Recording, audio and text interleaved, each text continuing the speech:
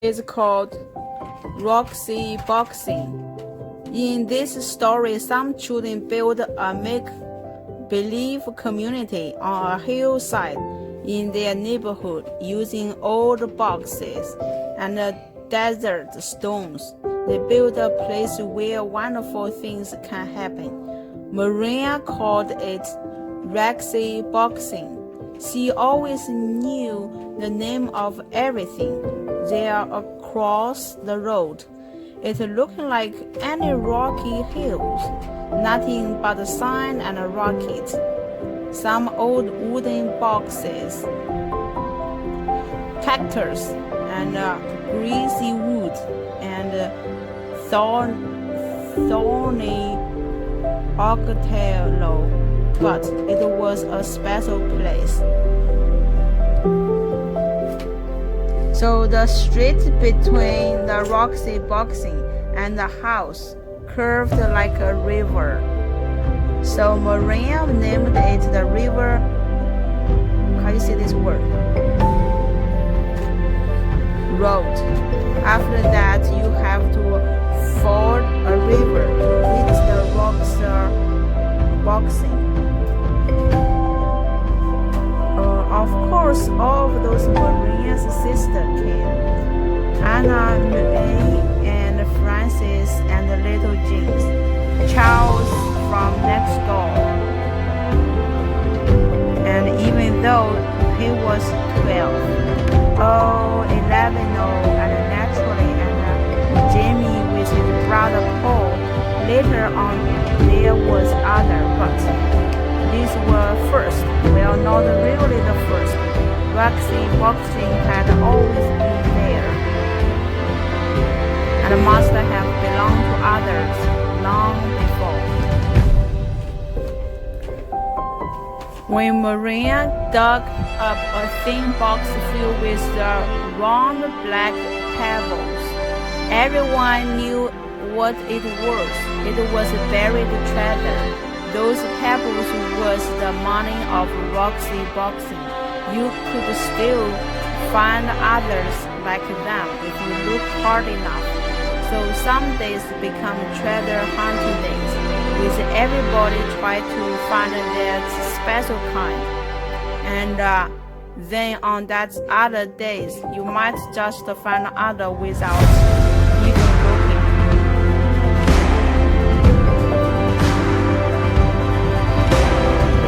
So a town of Roxaboxen began to grow, traced in lines of stones. Main Street first, edged with the whitest ones, then the house, Charles Mary's, and the biggest store. After all, it was the oldest. At first, the houses were very plain, but soon they all began to add more rooms. The old wooden boxes could be shelves or tables or anything you wanted to. You could find pieces of pottery for dishes, and a ground piece was best. The round pieces was the best.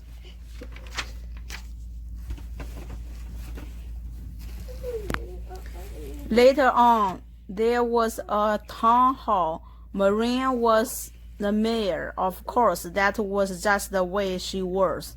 Nobody minded. After a while, they added other streets. Frances moved to one of them and built herself a new house outlined in the desert glass. Beds of ambers, amethyst, and sea green. House of jewels.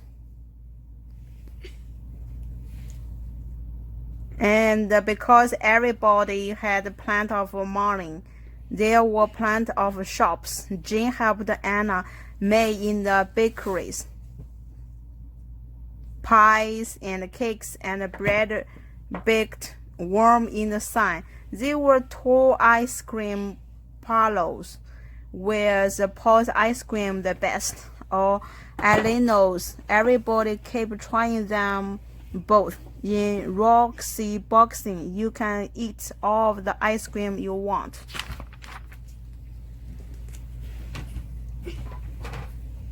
Everybody had a car, and all you need was something round for steering wheels. Of course, if you broke the speed limit, you have to go to jail.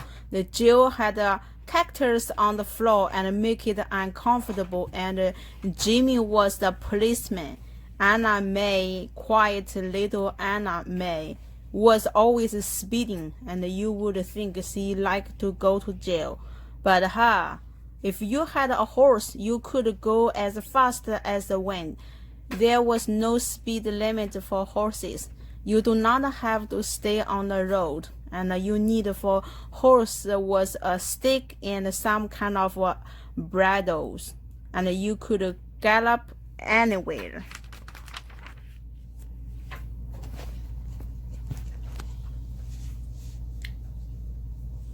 Sometimes there was wars. Once there was a great war, boys against the girls. Charles and Marian was the generals. The girls had fought errands, and they were all girls scouts. The boys made a fort at the other end of the Roxaboxen. They were all bandits. Oh, the rage was fierce, loud with whooping and stamping and of horses. The whirling sword and ocotillo had sharp stones, but when you reached your fort, you were safe. Roxaboxen had a ceremony in case anyone dies, but the only grave in it was for a dead lizard. Each year, when the cactus bloomed, they decorate the grave with flowers. Sometimes in the winter, when everybody was at school and the weather was bad, no one went to the Roxaboxen at all, not for the weeks or weeks. But it didn't matter.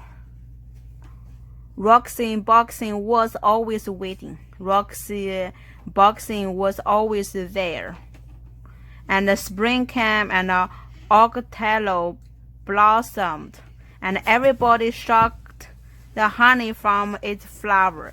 Everybody built new rooms, and everybody decided to have jeweled windows. The summer there was 3 new houses on the east slope, and 2 new shops on the main street. And so it went. The seasons changed, and the years went by. Roxaboxen was always there. The years went by, and the seasons changed until last the friends had all grown tall, and one by one they moved away to their house, to other houses, to other towns. So you might think that was the end of Roxaboxen, but oh no, because none of them ever forgot Roxaboxen. But not one of them ever forgot. Years later, Marian's children listened to the stories of the place and fell asleep, dreaming dreams about Roxaboxen. And a gray-haired Charles picked up a black pebbles on the beach and stood holding it. Remember Roxaboxen? More than 50 years later, Frances went back, and Roxaboxen was still there. She could see the white stones bordering the main street, and there where she had built her house, the desert glass still glowed, amethyst, ambers, and sea green. The end.